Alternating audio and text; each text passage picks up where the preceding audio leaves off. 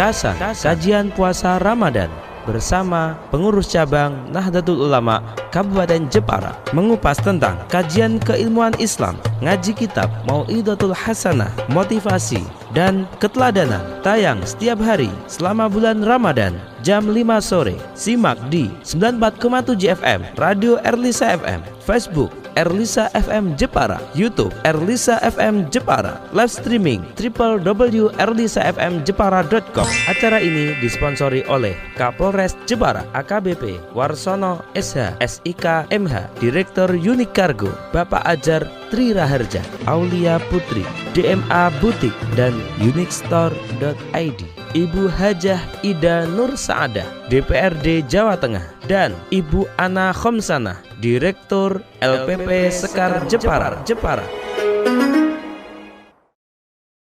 Assalamualaikum warahmatullahi wabarakatuh.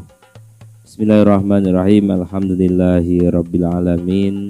Allahumma sholli ala sayyidina maulana Muhammadin wa ala alihi wa sahbihi ajma'in. La haula wa la quwata illa billahil aliyil azim. Rabbi shrahli sadri wa yassir li amri wa hlul 'uqdatam min lisani yafqahu qawli. Amin. Amma ba'd. 94,7 FM Radio Erlisa, radio aslinya Jepara, menuju globalisasi dan tetap religius.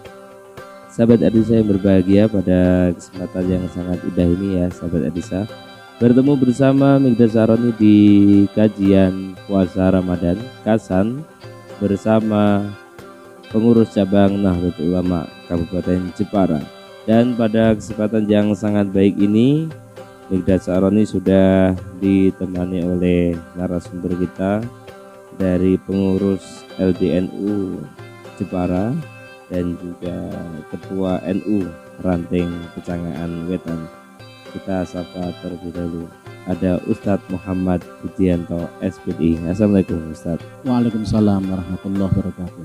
Bagaimana kabarnya ini Ustadz? Alhamdulillah sehat. Sehat ya. Yeah.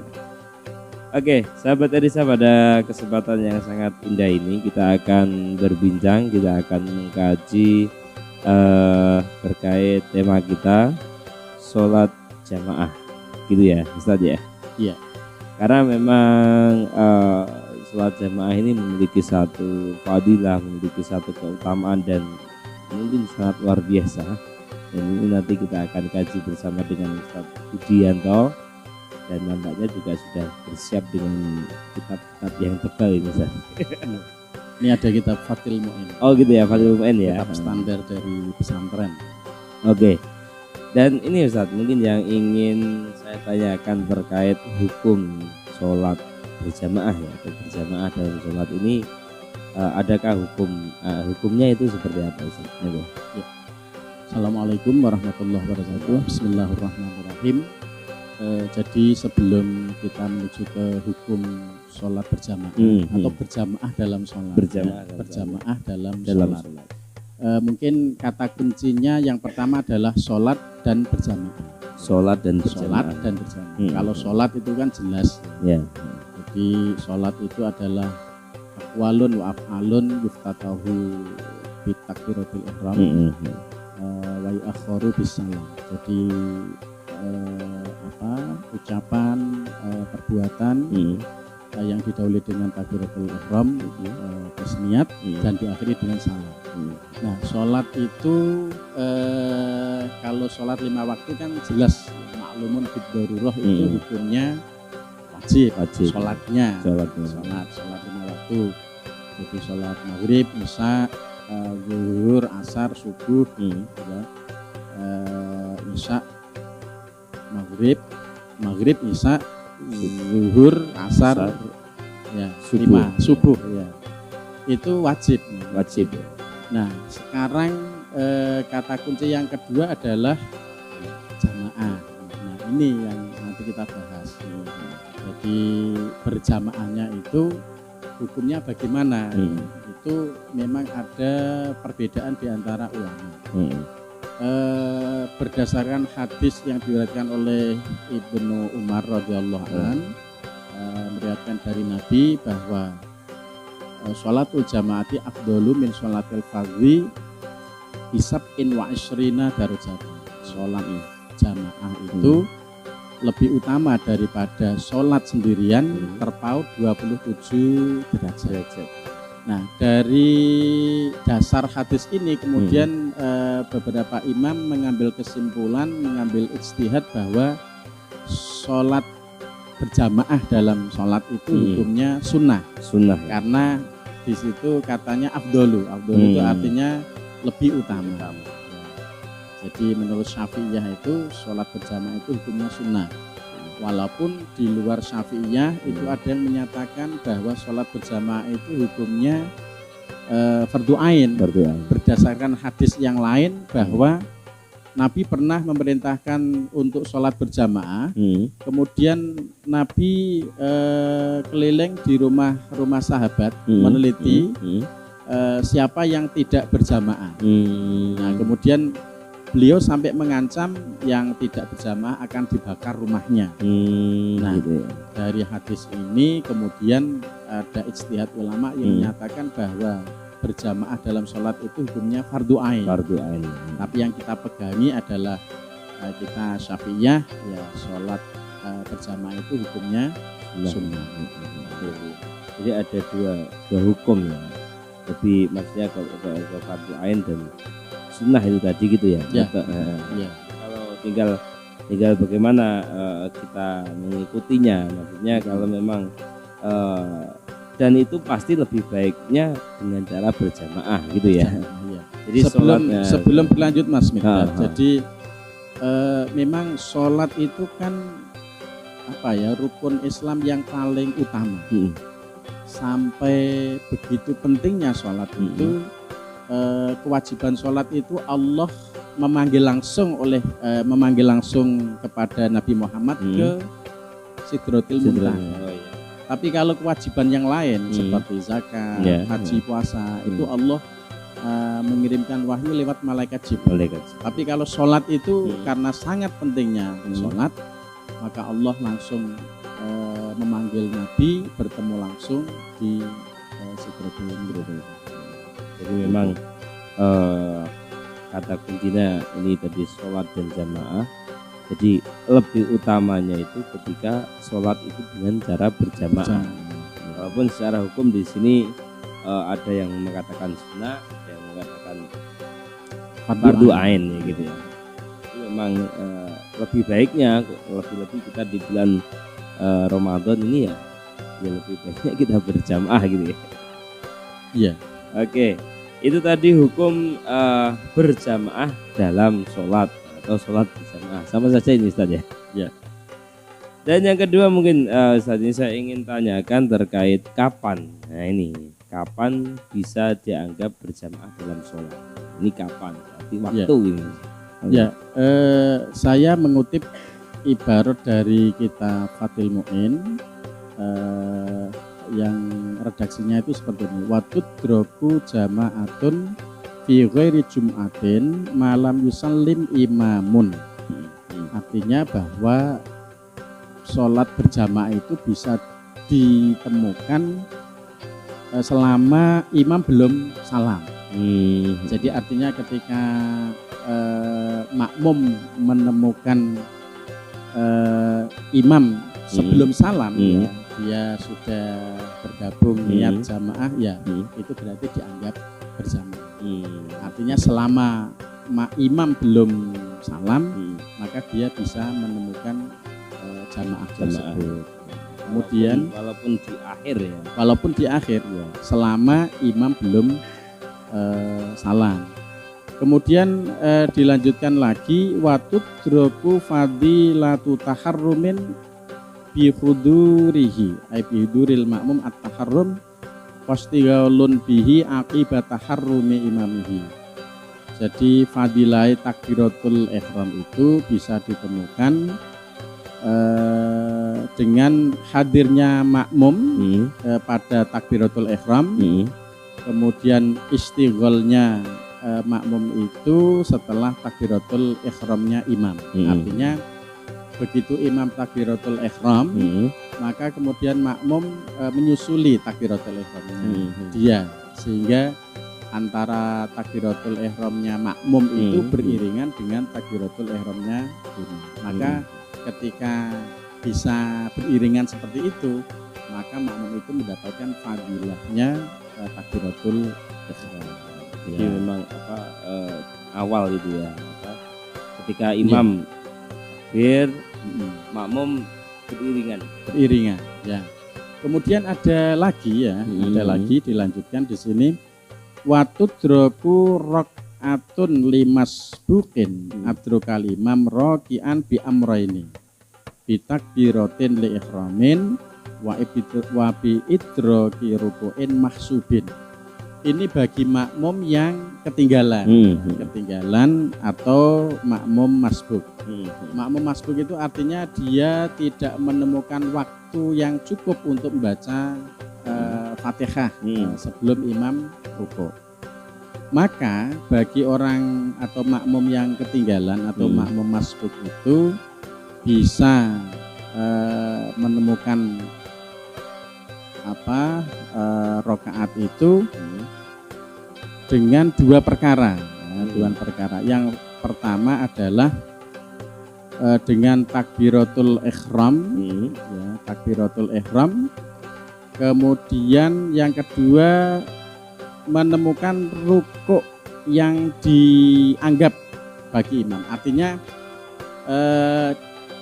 ketika imam masih rukuk, itu dia masih menemukan waktu bersama imam di dalam rukuk itu.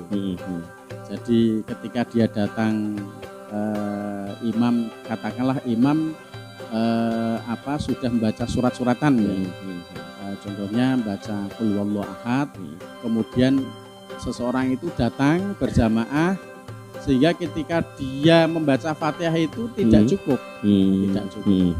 artinya tidak bisa menyelesaikan bacaan suratul Fatihah.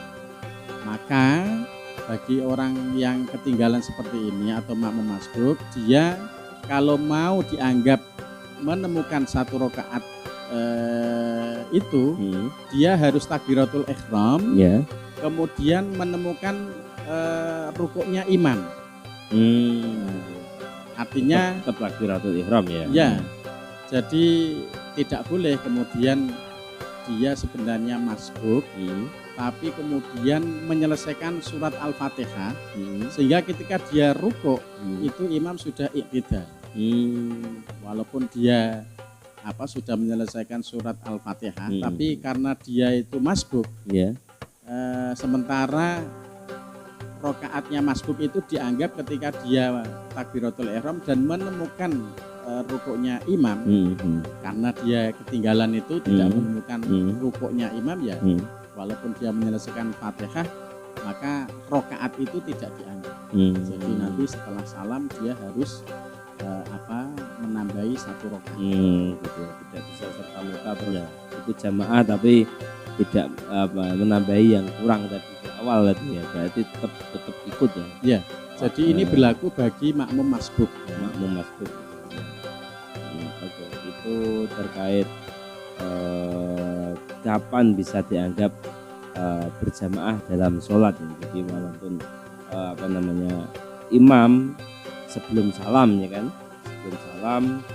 dan masih ada kesempatan dan waktu untuk ikut jamaah, berarti itu termasuk berjamaah.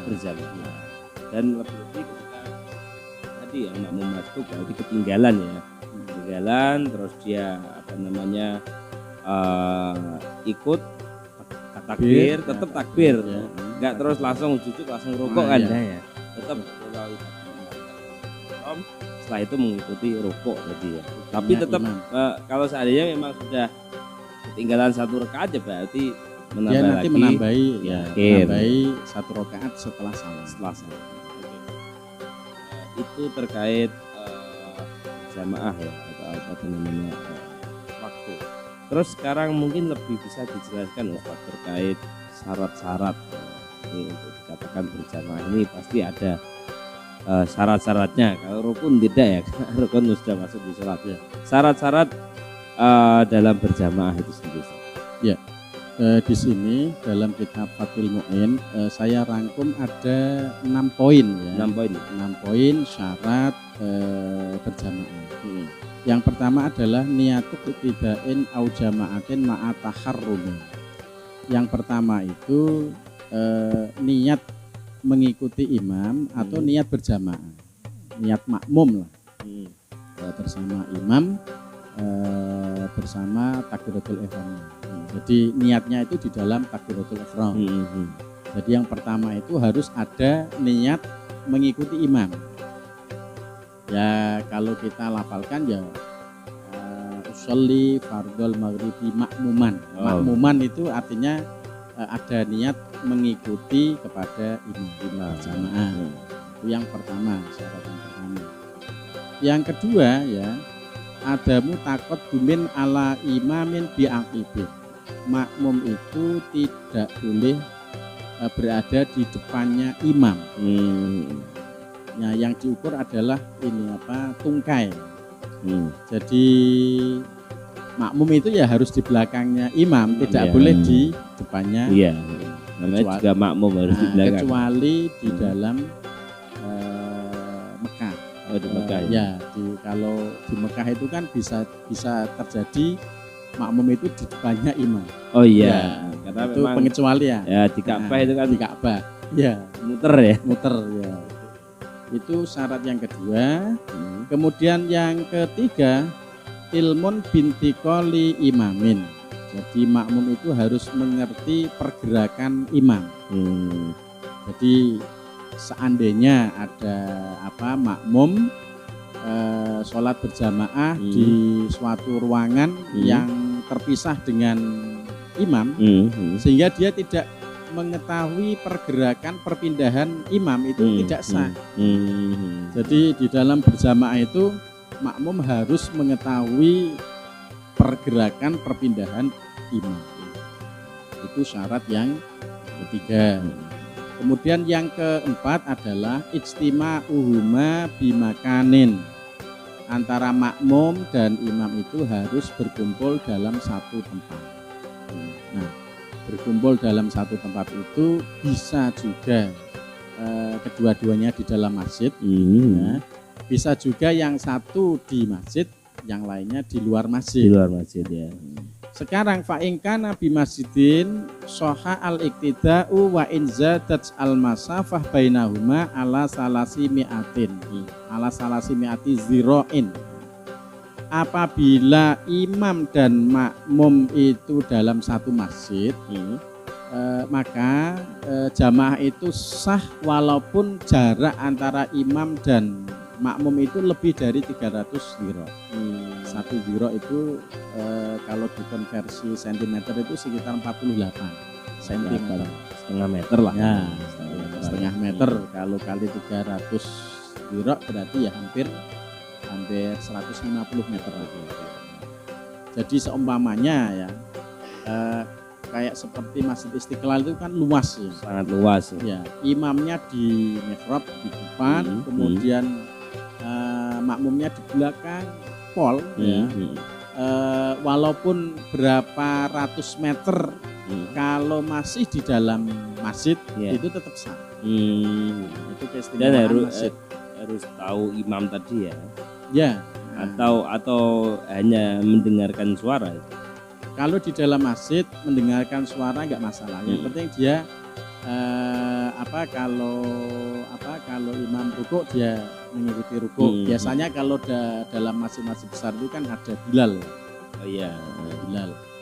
Nah, Bilal itu untuk memberitahukan jamaah makmum itu bahwa imam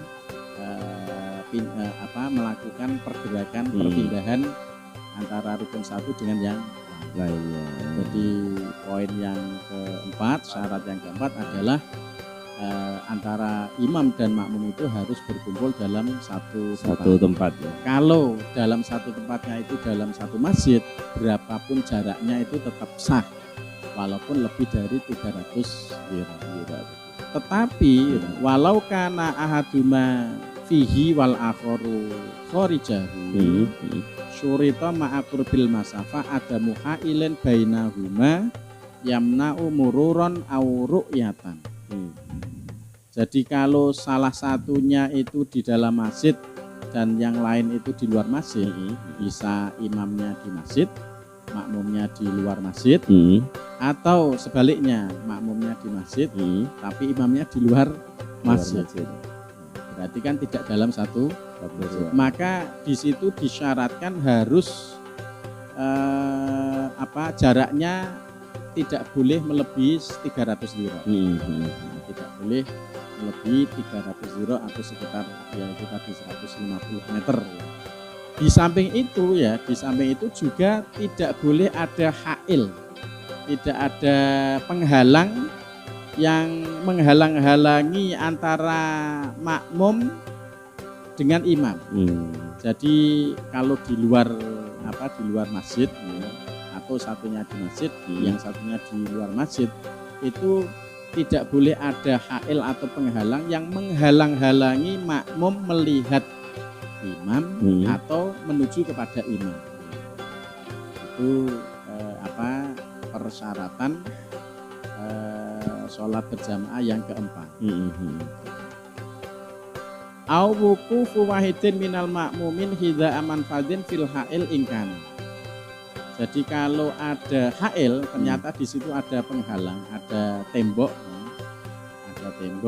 seperti dalam musola itu kan biasanya kan yang pawestren itu di sebelah kanan atau kiri ada terpisah dengan tembok. Hail kan itu. Nah kalau ada hail, maka harus ada salah satu makmum yang berdiri di di pintu yang menuju kepada imam. Jadi biasanya di sebelah utara atau di sebelah kanan atau kirinya imam itu kan ada pintu yang menuju ke pawestren. Nah itu harus ada salah satu makmum perempuan yang di manfat itu, di tempat yang bisa menuju kepada imam, di mana dia posisinya sama dengan imam. Jadi makmum perempuan yang di belakang itu harus mengikuti yang berada di tempat manfat tadi, tempat menuju kepada imam. Itu kalau tidak ada itu, jadi di dalam bangunan yang di situ ada hail, kemudian makmumnya itu di belakang sendiri sehingga dia terhalang oleh tembok tadi. Dia tidak bisa melihat imam, dia tidak bisa menuju kepada imam. Tidak ada jalan yang bisa menuju kepada imam. Maka tidak sah karena di situ ada hail. Itu syarat yang keempat.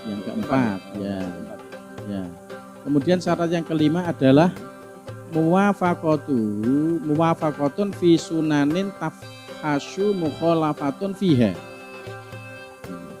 Jadi harus ada kecocokan antara imam dan makmum di dalam sunnah yang jika berbeda itu dianggap tidak bagus. Tafhasyu itu apabila antara imam dan makmum tidak selaras itu dianggap tidak bagus. Contohnya adalah tasyahud awal. Tasyahud awal itu sunnah. Tapi antara imam dan makmum itu harus ada muwafaqah, ada kecocokan. Sehingga tidak boleh ketika imam tasyahud awal kemudian makmumnya itu dengan sengaja berdiri tidak mengikuti sunnah yang dikerjakan oleh imam tadi. Karena dalam hal ini walaupun itu sunnah antara imam dan makmum harus ada kecocokan, harus ada muwafaqah. Tidak boleh berbeda. Harus mengikuti yang namanya makmum gitu.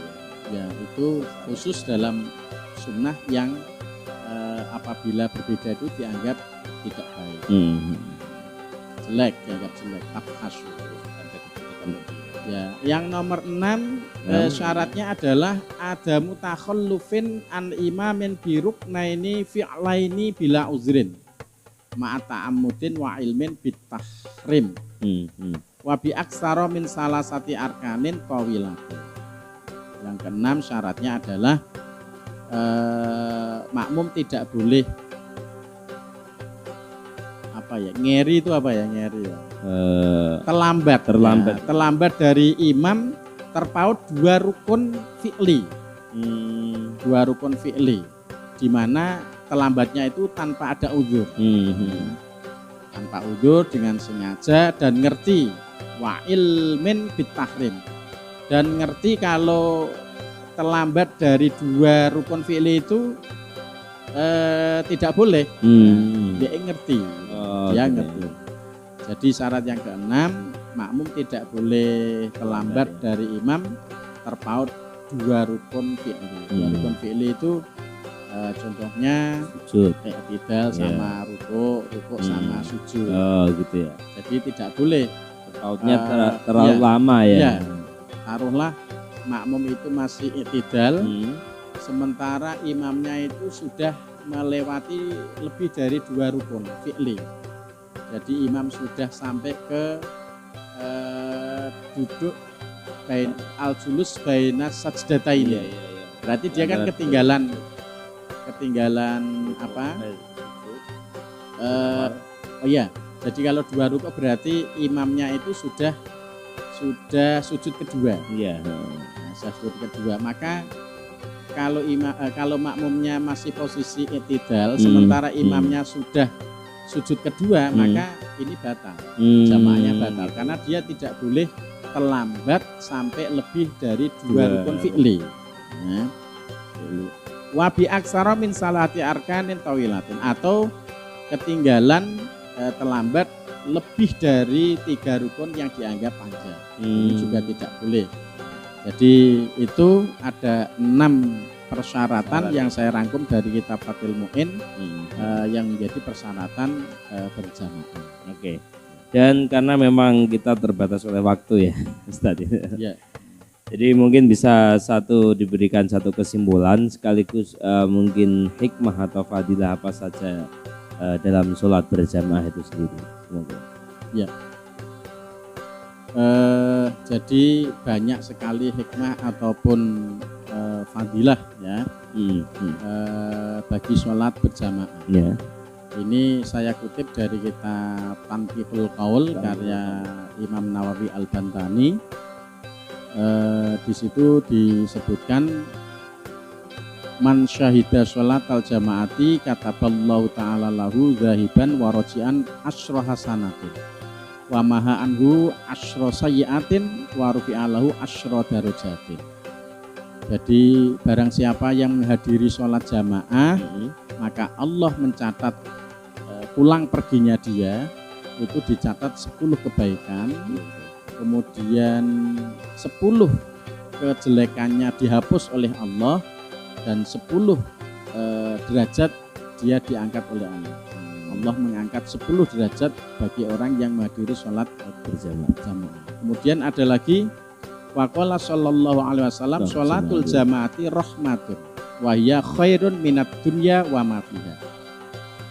Sholat berjamaah itu adalah rahmat, dan rahmat itu lebih baik daripada dunia dan isinya. Ini adalah salah satu fadilah atau keutamaan sholat berjamaah. Nah, sebelum saya akhiri mungkin ada satu hikayat. Ini masyhur ya, berkaitan dengan sholat berjamaah. Itu disebutkan di dalam kitab-kitab salaf itu diceritakan bahwa Syekh Ubaidillah bin Umar Al-Khwariri itu adalah orang sholat yang tidak pernah meninggalkan sholat berjamaah. Nah, suatu saat Syekh Ubaidillah bin Umar Al-Khwariri ini kedatangan tamu, kemudian setelah sholat maghrib kedatangan tamu, ngobrol panjang lebar sampai akhirnya tamu itu nggak pulang-pulang sampai sholat isya itu nggak pulang-pulang. Pulang ternyata sudah lewat isya. Padahal Syekh Ubaidillah bin Umar ini biasanya tidak pernah meninggalkan sholat berjamaah. Akhirnya beliau ini keluar rumah mencari masjid musola yang di situ mungkin masih dia menemukan jamaah. Tapi ke utara nggak ada, ternyata masjid musolanya sudah tutup. Ke selatan ternyata sudah tidak ada yang berjamaah. Akhirnya beliau kembali ke rumah, kemudian dia ingat, ya, beliau ingat bahwa sholat berjamaah itu lebih utama daripada sholat sendirian, terpaut 27 derajat. Hingga akhirnya beliau itu sholat isya-nya itu diulangi sampai 27 kali. Sampai 27 kali. Nah, karena lama, ya lama, 27 sholat isya itu lama, kemudian akhirnya beliau itu ketiduran. Nah, di dalam tidur beliau itu bermimpi.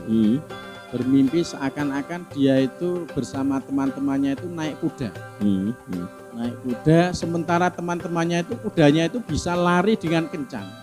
Tapi kuda beliau gitu, walaupun sudah dipacu ya, itu ternyata kudanya nggak bisa lari dengan kencang, lambat gitu. Akhirnya dia memanggil teman-temannya, minta dia gembor, entah nih kayak gitu ya. Kemudian yang temannya di depan itu kemudian noleh ke belakang. Oh, sampean itu gimana? Sampean itu kudanya dipacu seberapapun tetap nggak bisa jalan atau tidak bisa lari cepat. Kamu sholat isya-nya tidak berjamaah kok minta kudanya lari kencang. Ya nggak bisa. Kalau kudaku ini kan larinya kencang karena saya sholatnya berjamaah. Begitu kemudian beliaunya itu ngelilir. Ya, bangun dari mimpinya. Kemudian beliau istighfar, astagfirullahaladzim. Artinya dari cerita ini bahwa sholat jamaah itu sebenarnya bisa menjadi kendaraan kita besok di akhirat menuju ke surga. Ya tergantung rutinitas jamaah kita ya. Jadi kalau kita sering berjamaah ya nanti ya mungkin kita naik kendaraannya mungkin agak mobil Alfa kayak gitu. Tapi kalau sholat jamaahnya dangtek ya nanti di sana itu naik kendaraannya ya kalau brondol. Iya. Kalau brondol 80-an. Kalau brondol ya. Jadi kesimpulannya dari hikayat itu hikmahnya adalah bahwa sholat berjamaah itu bisa menjadi kendaraan kita besok di akhirat menuju surganya Allah. Itu yang bisa saya sampaikan. Oke, dan hikmah dari kesimpulan kita Mikdasarnya berpesan untuk kita semuanya juga, mari kita di bulan Ramadan ini kita memperbanyak sholat berjamaah. Kalau di hari biasa 27, mungkin kalau di bulan Ramadan pasti akan bertambah. Tikel-matikel ya. Ya, kalau di Ramadan itu kan kewajiban yang dikerjakan di bulan Ramadan itu dibalas oleh Allah sama dengan 70 kewajiban di luar Ramadan. Jadi apalagi kalau di hari biasa mungkin 27, di bulan Ramadan bisa sampai banyak atau Oke, dan saya ucapkan terima kasih Ustadz Budi sudah ikut gabung bersama kita di Kasan kajian puasa Ramadan bersama pengurus cabang Nahdlatul Ulama Kabupaten Jepara. Dan semoga ngaji kita pada kesempatan kali ini mendapatkan keberkahan, kemanfaatan untuk kita semuanya. Amin Allahumma amin. Dan akhirnya Mikdasarannya harus pamit, tetap konsentrasi, prestasi, jangan sia-siakan waktu supaya kita tidak merugi. Allahumma fiq ila aqwamit thariq. Wassalamualaikum warahmatullahi wabarakatuh. Waalaikumsalam warahmatullahi wabarakatuh. Kasan, kajian puasa Ramadan bersama pengurus cabang Nahdlatul Ulama Kabupaten Jepara mengupas tentang kajian keilmuan Islam, ngaji kitab Mau'idatul Hasanah, motivasi dan keteladanan, tayang setiap hari selama bulan Ramadan jam 5 sore. Simak di 94,7 FM Radio Erlisa FM, Facebook Erlisa FM Jepara, YouTube Erlisa FM Jepara, live streaming www.erlisafmjepara.com. Acara ini disponsori oleh Kapolres Jepara AKBP Warsono SH SIK MH, Direktur Unik Kargo Bapak Ajar Tri Raharja, Aulia Putri, DMA Butik dan unikstore.id, Ibu Hajah Ida Nur Saadah, DPRD Jawa Tengah, dan Ibu Ana Khomsanah, Direktur LPP Sekar Jepara.